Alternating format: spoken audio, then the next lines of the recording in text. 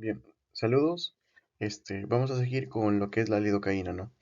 Bien, la lidocaína es el primer anestésico local del grupo amida, ¿no? Introducido en la práctica clínica. Es sintetizada por Niels Lovren y Ben Ludvigs en 1943. La lidocaína se ha utilizado como un anestésico local desde 1948, que es introducida por Thorsten Gortz, pero no fue hasta 1962 que el fármaco fue utilizado por primera vez para tratar la taquicardia ventricular o fibrilación ventricular. Bueno, se usa normalmente para aliviar el dolor al bloquear las señales de las terminaciones nerviosas de la piel. Es el anestésico local más versátil y más comúnmente utilizado debido a su potencia y bueno, también el comienzo rápido de acción, la duración de la acción moderada, que puede prolongarse cuando se le agrega adrenalina, y su actividad como anestésico tópico también, ¿no? También puede administrarse en forma intravenosa para interrumpir las arritmias del corazón, la cual es clasificado como clase 1B, que son parte del estabilizador de membrana bloqueante de los canales de calcio con potencia ligera en el entecimiento de la conducción, ¿no? Principalmente para tratar las arritmias ventriculares. Bien, lo que es su presentación, tenemos eh, la grencaína, que se utiliza en gel con lidocaína al 4%, el curine, que es una solución tópica, la octocaína, que son cartuchos de 1.8 mililitros de lidocaína al 2% con adrenalina, la Orakix, que es un gel periodontal. También se utiliza la Titanorein, que es la lidocaína en crema. Se utiliza también la Silonipsa en aerosol y ampollas, en ampollas de 5 o 10 y mililitros de lidocaína al 1%, ampollas también de 5 a 10 y 20 mililitros de lidocaína al 2%, de 20 miligramos por mililitros, y ampollas de 5 y 10 mililitros de lidocaína al 5% en 50 miligramos por mililitros, ¿no?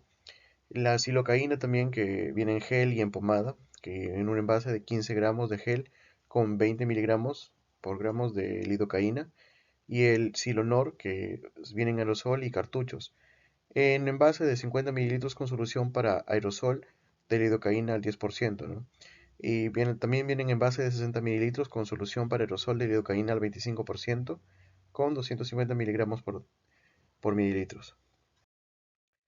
Bien, en lo que son indicaciones, tiene varias indicaciones, ¿no? Entre ellas está el tratamiento de la fibrilación ventricular o taquicardia ventricular durante la reanimación cardiopulmonar o para el tratamiento de las arritmias ventriculares resultantes de un infarto de miocardio, ¿no?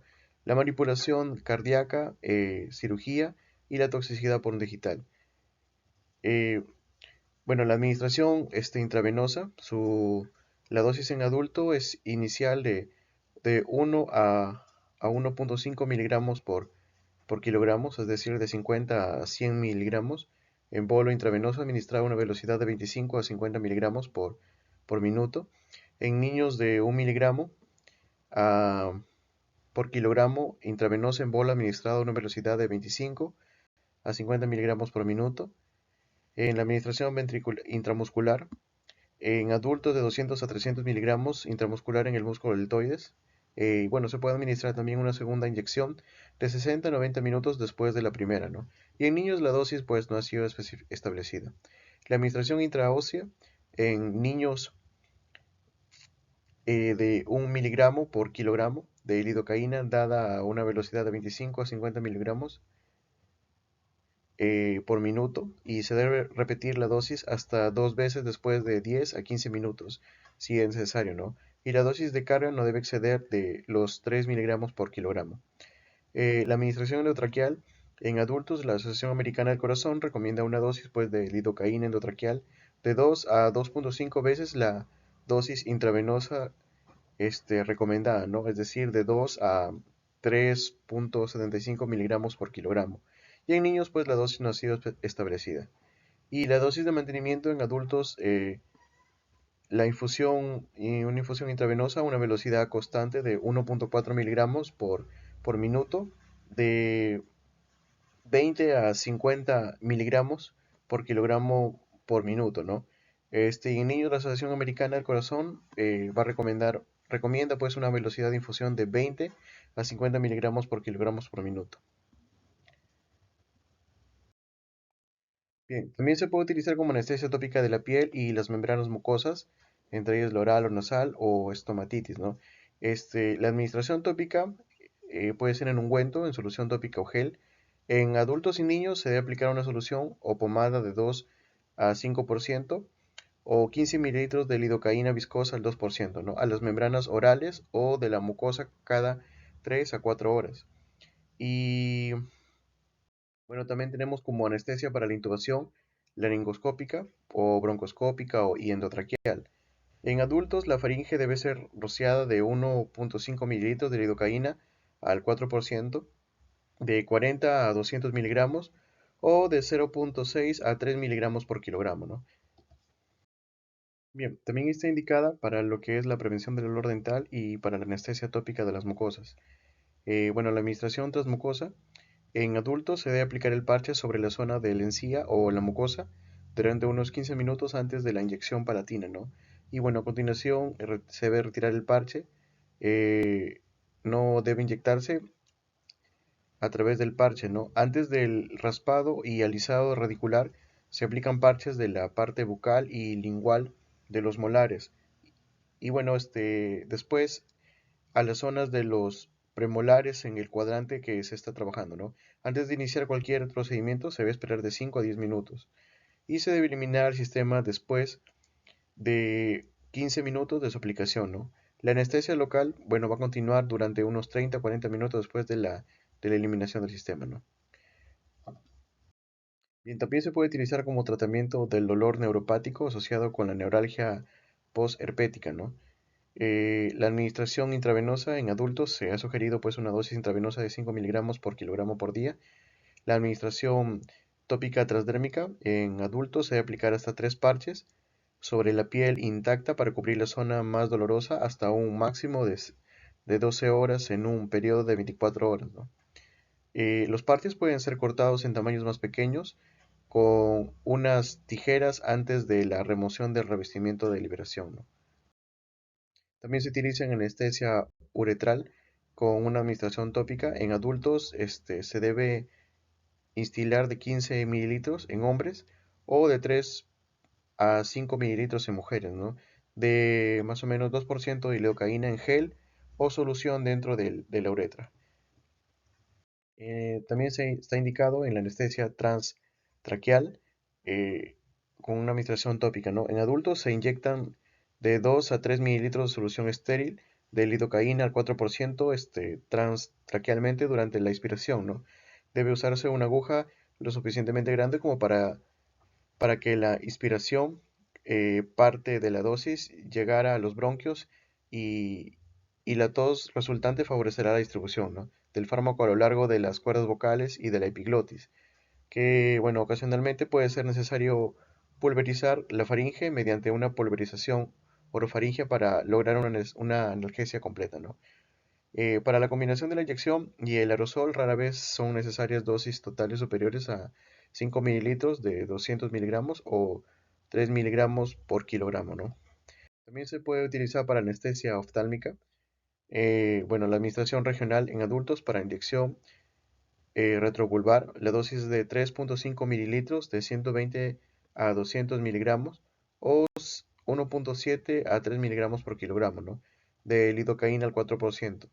Una porción de esta dosis se inyecta retrovulvarmente y el resto puede ser usado para bloquear el nervio facial. También se utiliza para bloqueo de nervios periféricos y bueno, la dosis va a depender de una variedad de factores, ¿no? Tales como la profundidad de la anestesia, el alcance del procedimiento quirúrgico, el grado de relajación muscular requerida, la duración de la anestesia y la condición física de los pacientes. Bien, con respecto a la farmacocinética, la biodisponibilidad va a ser de 35% más o menos 11%, el tiempo de vida media de 1.8 horas, más o menos 24 minutos, la concentración eficaz de 1.6 a 6 microgramos por mililitro, ¿no?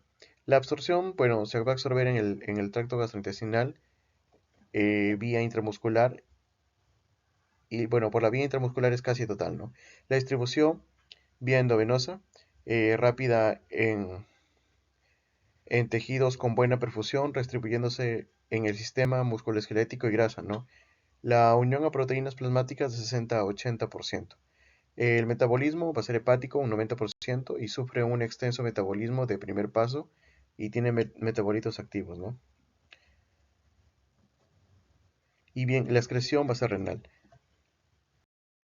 Con lo que es la farmacodinamia, como anestésico va a disminuir la permeabilidad a los iones de la membrana neuronal, ¿no? Con lo cual va a bloquear la iniciación y conducción del impulso nervioso. Este va a estabilizar reversiblemente la membrana e inhibe la fase de despolarización, ¿no? La progresión de la anestesia está relacionada pues al diámetro, la melanización y la velocidad de la conducción de la fibra nerviosa afectada. Como antiarrítmico, ejerce actividad pues directa sobre los tejidos, en especial sobre la pared de la red Purkinje, excepto en el sistema pues autonómico, ¿no? Por, por consiguiente pues reduce la despolarización, el automatismo y la excitabilidad ventricular en la fase distólica. Bien, ahora vamos a escribir y reproducir la técnica de colocación de anestesia local. Bien, con respecto a las indicaciones, la anestesia local pues está indicada en todos aquellos procedimientos en los que con una cantidad moderada de anestésico sea posible llevar a cabo dicho procedimiento, ¿no? Por ejemplo, en suturas de heridas, oniquectomía, extirpación de lipomas, biopsias de la piel, etcétera, ¿no? Bueno, aquí en este cuadro se presenta lo que es las dosis máximas de anestésicos locales. Entre ellas aquí están los agentes. En ésteres y amidas, aquí está las dosis sin adrenalina, con adrenalina y su duración de efecto también, ¿no? Bien, en lo que es la evaluación preoperatoria, eh, existen algunas condiciones sistémicas que pueden modificar la acción y algunos parámetros de los anestésicos locales, ¿no? Entre ellas lo que es la acidosis producidas en los tejidos locales a causa de una infección. Se relaciona pues con una anestesia local de baja calidad, ya que disminuye la fracción de no ionizada, es la liposoluble, del fármaco, ¿no? Y esta es necesaria para cruzar la vaina nerviosa lipofílica, con el fin de acceder a las vías de sodio del nervio. Los pacientes con una enzima colinesterasa plasmática atípica están en mayor riesgo de presentar concentraciones plasmáticas excesivas de anestésicos locales de tipo éster, ¿no? Debido a hidrólisis plasmáticas ausentes o limitadas. Las hepatopatías o una disminución también del flujo sanguíneo hepático, como en la insuficiencia cardíaca congestiva o durante la anestesia general, pueden disminuir la tasa de metabolismo de la lidocaína. La absorción sistémica de vasoconstrictores adicionados con los anestésicos locales pueden favorecer las arritmias cardíacas o acentuar una hipertensión en pacientes vulnerables. Y bueno, no se recomienda agregar adrenalina a la solución de anestésico local en casos de angina de pecho inestable, arritmias cardíacas, hipertensión no controlada, insuficiencia útero-placentaria, bloqueo anestésico de nervios periféricos en áreas donde puede faltar lo que es el flujo sanguíneo colateral en dedos, en pene, lóbulos de la oreja, etcétera, ¿no? Y anestesia regional intravenosa. Bien, los materiales instrumental que se van a utilizar son los guantes estériles, gasas estériles, soluciones antisépticas como isodín, cloruro de benzalconio, alcohol, pinzas Forester para lo que es el aseo, campos estériles, unas 4, anestésico local, jeringas desechables de 5 a 10 mililitros, 8 agujas estériles de calibres 22, 24 y 30 gramos, y también fuente de luz, ¿no? Que se debe utilizar. Bueno, en la técnica el paciente debe estar cómodamente instalado y con el área por anestesiar libremente expuesta. Se debe tener también los materiales reunidos, debe limpiar con una torunda eh, y alcohol el tapón de caucho del frasco que contiene el anestésico. Se carga la jeringa, se asea con un antiséptico la zona por intervenir, se colocan campos estériles, se introduce la aguja con el bisel hacia arriba antes de pasar el anestésico, se debe aspirar suavemente para comprobar que no se esté dentro de un vaso sanguíneo, ¿no? Se debe infiltrar a través del tejido subcutáneo anestésico para formar un botón. Comprobando la insensibilidad de la zona, se infiltra de manera más profunda la región, introduciendo la aguja en toda su longitud, ¿no? Se va infiltrando el tejido al mismo tiempo que se va retirando la aguja. El mismo procedimiento se realiza hacia ambos lados de la herida y, bueno, si es posible, sin sacar su totalidad la aguja, ¿no? Bueno, pasado a 2 o 3 minutos, debe probarse si la zona infiltrada se encuentra anestesiada. Bueno, si el paciente no manifiesta el dolor en la zona anestesiada, puede proceder al acto, se debe proceder al acto planeado, ¿no? Bien, las recomendaciones para llevar al mínimo las molestias del paciente durante la infiltración. eh, Se debe contar pues con las agujas más finas posibles, un calibre de 30. Se debe inyectar lentamente el volumen de anestésico en 10 segundos o más. Y bueno, se debe hacer la infiltración en un plano profundo, dérmico subcutáneo, ¿no? Mientras la aguja se extrae poco a poco, ¿no? La anestesia por infiltración local es la técnica pues más sencilla y la práctica de anestesiar al sujeto en casi todo el tipo de heridas. Pero bueno, hay regiones en las cuales resulta pues un procedimiento muy doloroso, ¿no? Por lo que se recurre a un bloqueo regional, por ejemplo, en la palma de la mano o en la planta del pie. Y bueno, a continuación se van a exponer algunos ejemplos de bloqueos regionales, ¿no? Tenemos el bloqueo de la muñeca. En el nervio mediano se pide al paciente que flexione la muñeca para identificar los tendones palmar menor y palmar mayor. Se inserta una aguja de calibre 25 en sentido perpendicular a la piel entre los tendones palmar mayor y palmar menor, estrechamente al borde externo del palmar menor, ¿no? Se infiltra de 3 a 5 mililitros de anestésico local con lidocaína al 1%. En el nervio cubital, bueno, se pide al paciente que flexione la muñeca para identificar al tendón cubital anterior. Se inserta una aguja calibre 25 entre la arteria cubital y el tendón cubital anterior. Se infiltra de 3 a 5 mililitros de anestésico local con lidocaína al 1% con adrenalina. El nervio radial se pide pues al paciente que flexione la muñeca para identificar el tendón palmar mayor. Se inserta una aguja calibre 25 entre el tendón palmar mayor y la arteria radial. Se infiltran de 3 a 5 mililitros de anestésico local con lidocaína al 1% con adrenalina para bloquear las ramas del nervio eh, radial que se han separado del tronco principal en el tercio inferior del antebrazo. Se produce un cojinete subcutáneo de anestesia en la escala lateral y dorsal del lado radial de la muñeca, ¿no? Como se puede apreciar ahí en la imagen. Bien, los bloqueos de los dedos de las manos. Del metacarpo se introduce pues una aguja calibre 27 en ángulo de 90 grados respecto al dorso de la mano a 1 centímetro de la articulación metacarpofalágica entre cada hueso metacarpiano, ¿no?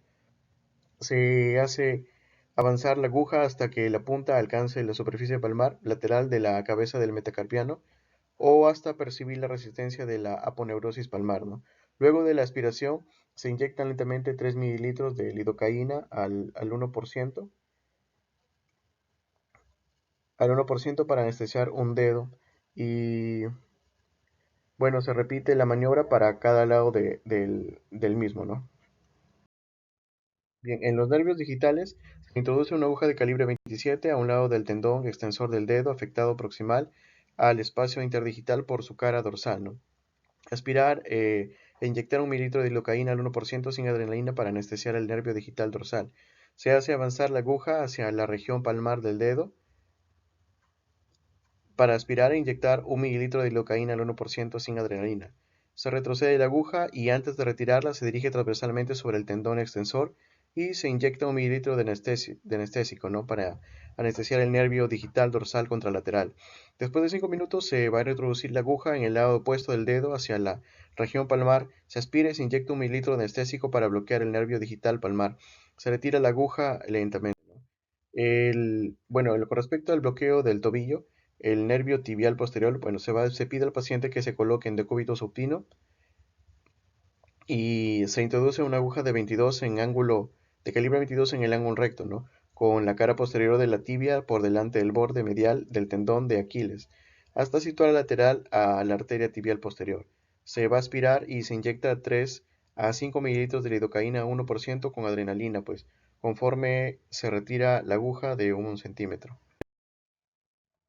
También tenemos el nervio sural o safeno externo. Con el paciente en decúbito supino se identifican el maleolo externo y el borde lateral del tendón de Aquiles, ¿no? Se introduce una aguja calibre 22 en ángulo recto entre las estructuras identificadas.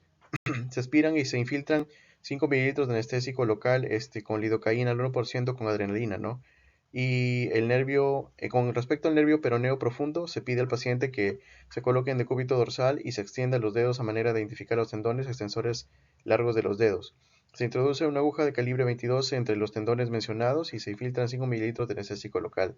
En el nervio peroneo superficial y safeno interno se introduce una aguja calibre 22 en el mismo lugar anterior y se desplaza por debajo de la piel en dirección lateral y medial para inyectar de 3 a 5 mililitros de anestésico a cada lado.